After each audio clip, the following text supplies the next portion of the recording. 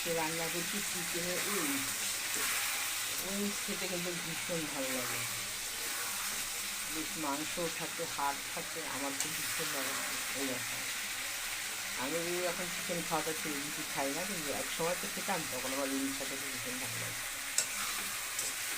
তো আমি এতে যেরকম মাংস যেরকম মশলা দিই সেটাই দিয়েছি সব, তবে এটা আলু দিয়ে করছি, তাই তোমাদেরকে দেখাই।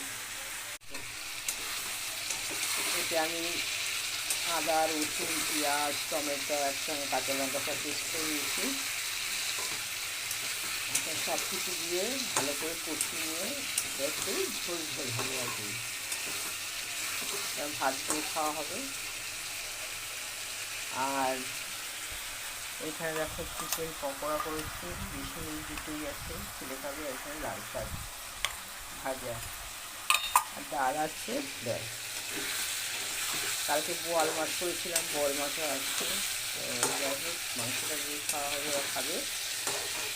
তা বন্ধুরা, উইংস একদম কষিয়েও ভালো লাগে, কি ঝোলও ভালো লাগে।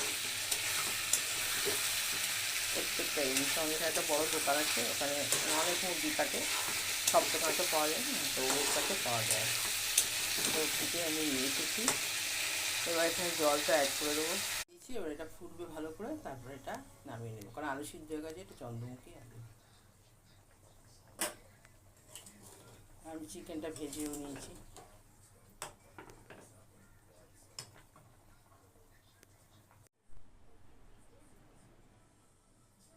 ব্যাস কমপ্লিট হয়ে গেছে।